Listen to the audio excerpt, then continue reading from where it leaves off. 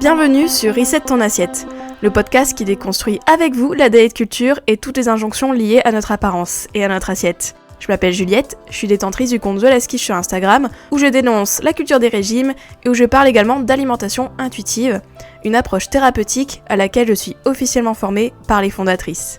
Je suis ravie de vous avoir sur mon podcast et je vous souhaite une très bonne écoute.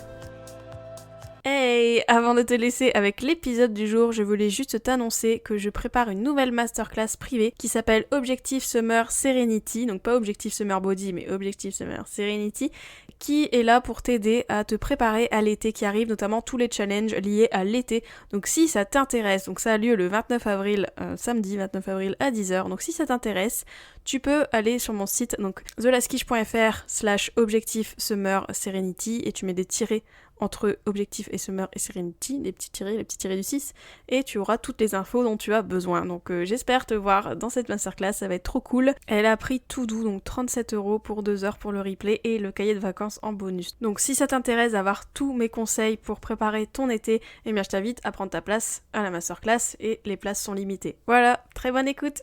Bonjour, bienvenue dans ce nouvel épisode de Reset ton assiette. Alors cette semaine, on va parler du piège du bien-être, the wellness trap, comme disent les Anglais, mais surtout comme le dit Christy Harrison, qui est une diététicienne nutritionniste américaine, qui est pro-alimentation intuitive et qui est surtout autrice de plusieurs auteurs, de plusieurs livres, notamment Anti-Diet, donc c'est un livre aussi que je vous conseille, donc c'est sur l'anti-diet culture quoi. Et elle a sorti aussi le livre The Wellness Trap, entre autres, et qui peut du coup se traduire par le piège du bien-être. Et donc je trouvais ça intéressant, donc vraiment son livre, enfin j'ai pas lu tout son livre, mais rien que le titre en fait je trouve hyper parlant et j'aimerais bien parler aussi de ça dans cet épisode du coup, du piège du bien-être parce que je suis totalement d'accord en fait avec le titre du livre mais aussi avec le propos du livre et de toute manière là je vais un peu vous expliquer ce que j'entends par le piège du bien-être. Parce que oui, c'est un vrai piège, c'est un vrai attrape-nigo, on va dire, la sphère du bien-être, notamment par rapport à la diet culture qui se cache derrière des arguments bien-être, des arguments santé, etc. Alors qu'au final, c'est tout l'inverse. Et donc du coup, j'aimerais bien revenir dans cet épisode sur le piège du bien-être en fait. Qu'est-ce que je veux dire par là ? Comment en fait débusquer aussi ce piège, mais surtout en quoi en fait c'est un piège, en quoi le bien-être, la sphère du bien-être, comme on peut voir sur les réseaux sociaux, etc., sur le web, etc. On va un peu parler de ça dans cet épisode, de tout ce qui est sphère du bien-être, tout ça, je vais un peu revenir là-dessus. Et aussi les dangers en fait de cette sphère-là, notamment par rapport à la culture des régimes, mais aussi à d'autres choses. Donc bref, donc on va parler de ça dans cet épisode. Et donc let's go pour en parler, c'est parti. Alors le wellness trap, qu'est-ce que c'est du coup ce fameux piège du bien-être ? Alors, quand on entend piège, forcément, on pense à qu'on est trompé, en fait, vraiment. Et moi, je trouve que la sphère du bien-être, comme on peut le voir sur les réseaux, sur Instagram, tout ça, enfin, même partout, en fait, même sur la télé, etc., on parle beaucoup de bien-être, on parle beaucoup de santé, / bien-être, etc. Et du coup, il y a beaucoup de choses qui poussent un peu partout, qui fleurissent, etc., dans l'optique de bien-être. Et moi, j'aimerais bien, en fait, avec cet épisode, vous mettre en garde par rapport à ça, par rapport à la sphère du bien-être, etc.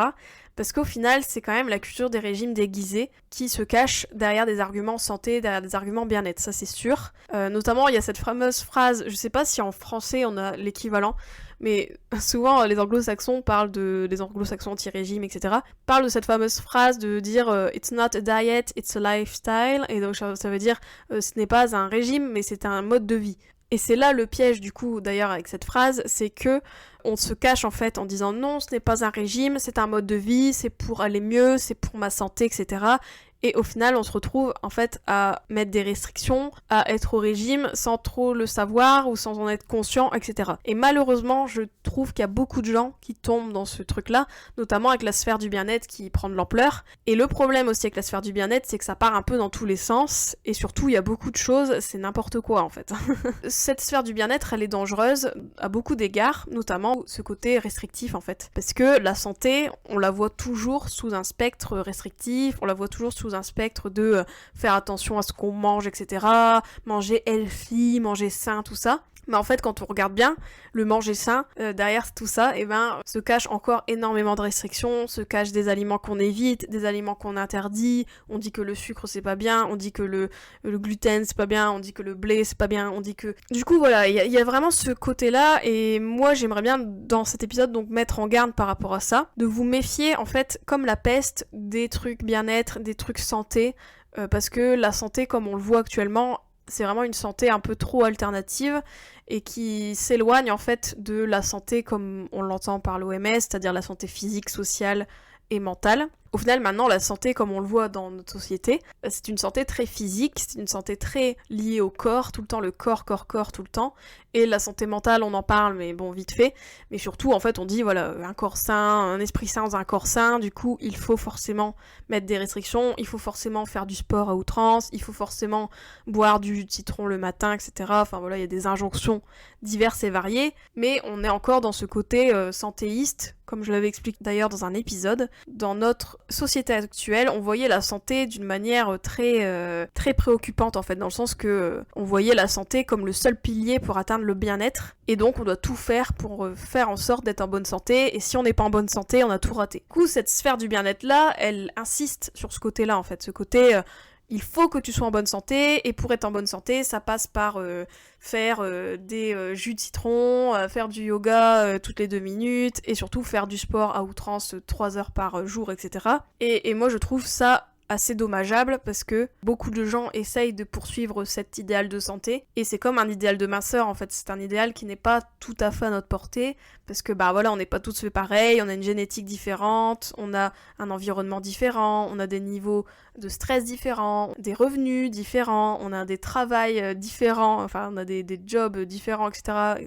Bref, des choses qui font qu'au final on pourra peut-être jamais atteindre l'idéal santé qui est promis par le bien-être. Et ça, pourquoi cette sphère du bien-être, elle gagne de plus en plus du terrain? Moi je pense que c'est parce qu'au final on assiste, et d'ailleurs c'est ce que Christy Harrison dit dans son livre, on assiste à une défiance de la santé, comme on peut le voir, la santé médicale stricto sensu. On arrive à une santé alternative en fait. Beaucoup de gens cherchent des moyens de santé alternatifs, notamment parce que la santé traditionnelle, la santé comme on l'entend...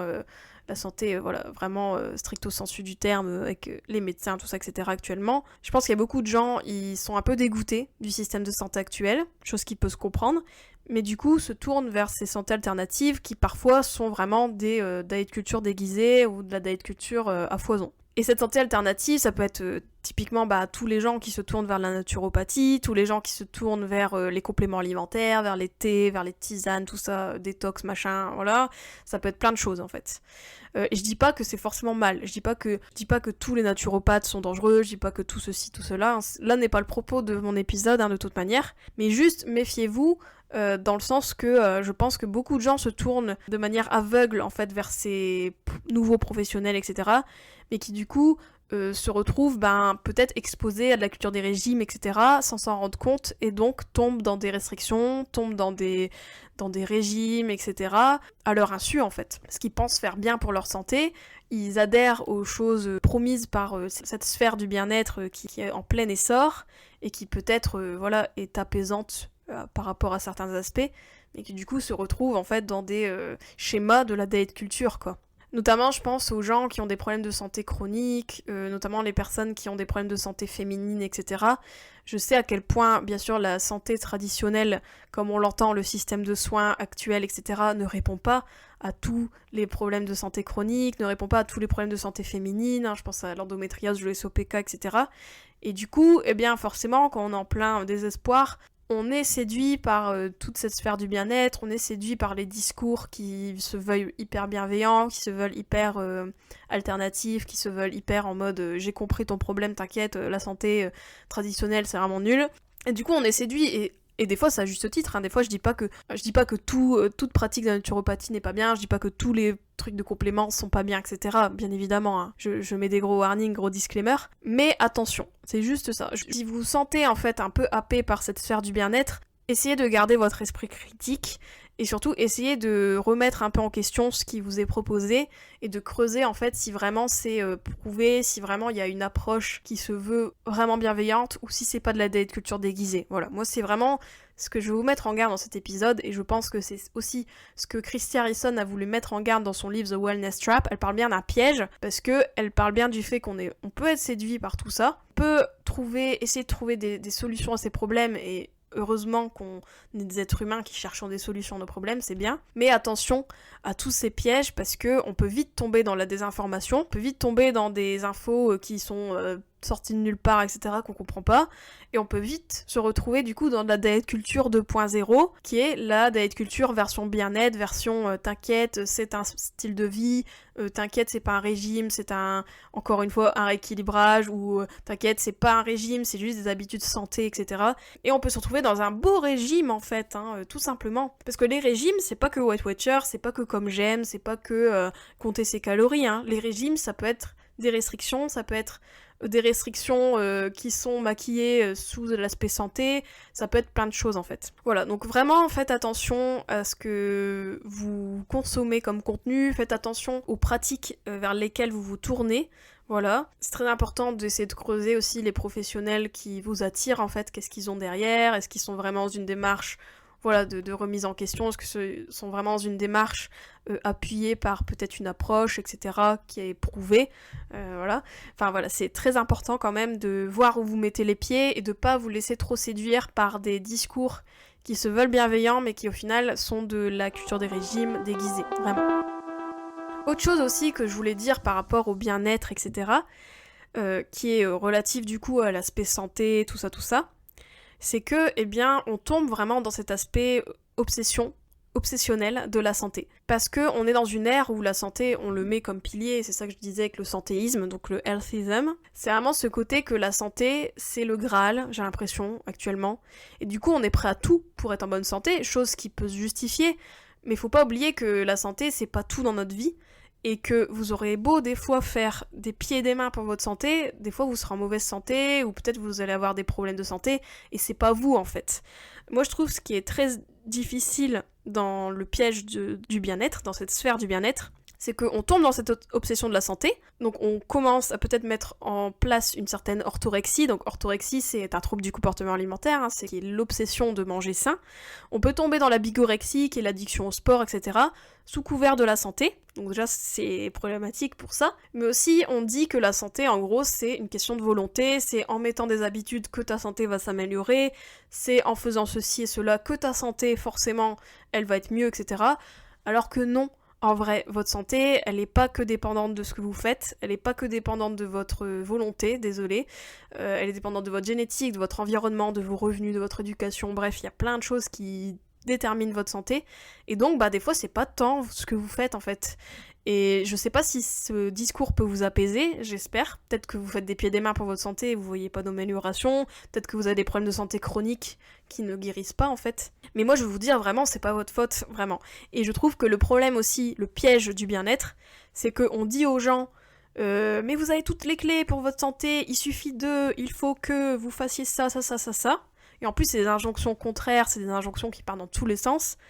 Alors que, votre santé, c'est pas vous, en fait, c'est pas tant ce que vous faites. Vous avez peut-être une petite marge de manœuvre, ok, mais cette marge de manœuvre, elle est limitée et elle est pas constitutrice de votre santé.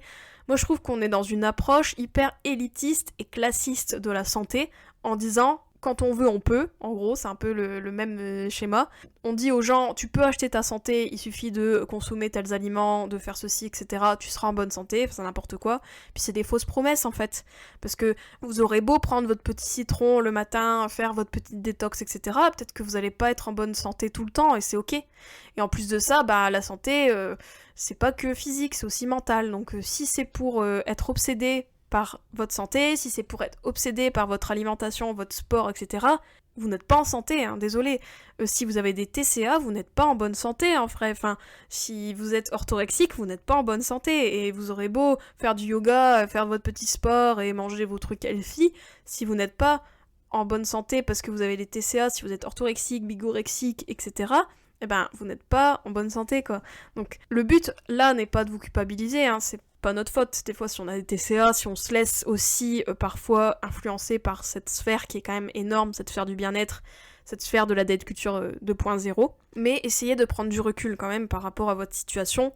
Ne vous laissez pas trop embarquer par toute cette sphère-là qui est quand même assez prégnante et de plus en plus oppressante, j'ai l'impression. Et vraiment, gardez à l'esprit que, ok, vous êtes maître à bord, vous pouvez peut-être faire des trucs pour votre santé, mais encore une fois, vous pouvez pas tout faire et ne tombez pas dans la désinformation, dans les fausses infos, dans les trucs détox, machin, qui veulent rien dire.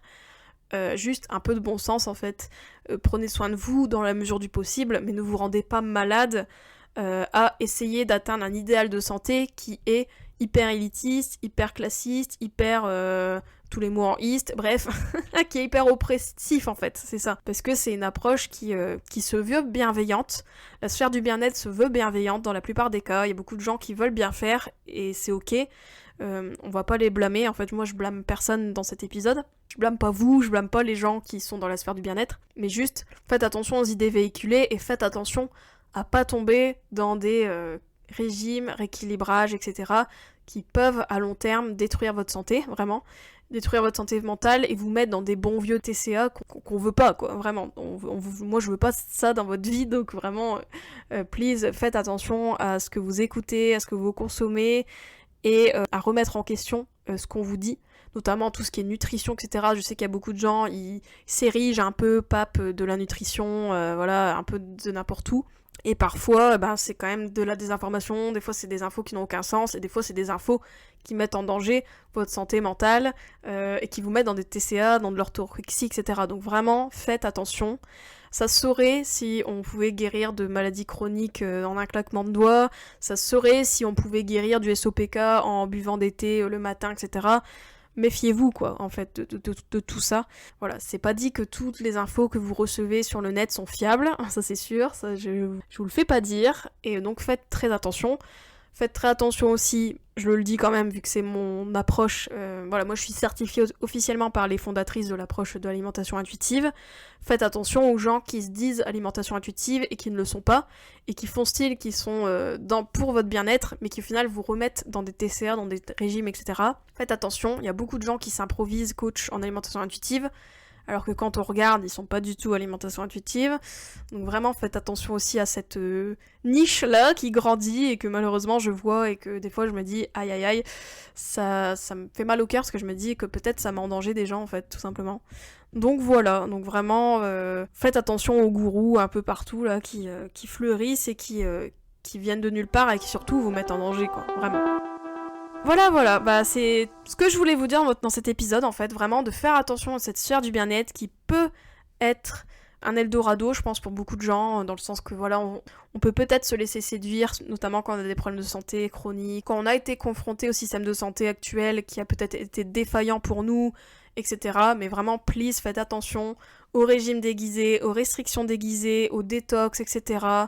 Faites attention, voilà, j'espère que vous laisserez pas trop séduire par les sirènes de cette sphère-là, qui est quand même un piège, comme le dit Christy Harrison. The Wellness Trap, c'est vraiment un piège. Voilà, donc j'espère que cet épisode vous a éclairé, j'espère qu'il vous a appris des choses, j'espère qu'il vous a peut-être remis les pendules à l'heure par rapport à toute cette sphère-là. En tout cas, n'hésitez vraiment pas à remettre en question en fait ce que vous voyez sur le net, à creuser, à faire preuve d'esprit critique, et ne pas prendre pour argent comptant tout ce qu'on vous dit.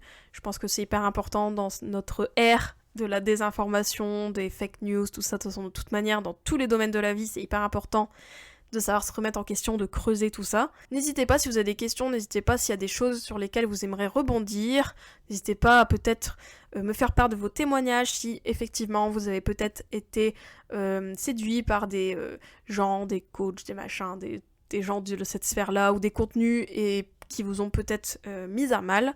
N'hésitez vraiment pas à me le dire, ça me ferait plaisir de recevoir vos témoignages et même de échanger avec vous sur cette question. D'ailleurs, la semaine prochaine, je vais recevoir Florence Gillet du compte Je n'ai plus mes règles, et on va parler d'ailleurs même un peu de la sphère du bien-être qui peut aussi potentiellement nous faire tomber dans des stades d'aménorrhée, dans des stades où on n'a plus nos règles, etc., des périodes d'aménorrhée. Bref, on va aussi parler de ça, donc restez bien connectés. La semaine prochaine également, c'est un épisode hyper riche et je pense qu'il peut vous aider dans tous les cas. Prenez soin de vous, gros bisous, ciao ciao. J'espère que cet épisode t'a plu. N'hésite pas à le partager et à lui laisser une super note sur les plateformes si c'est le cas. Vous pouvez toujours me retrouver sur mon compte Instagram TheLastQuiche. Je vous dis à très vite pour un nouvel épisode de Reset ton assiette. Ciao.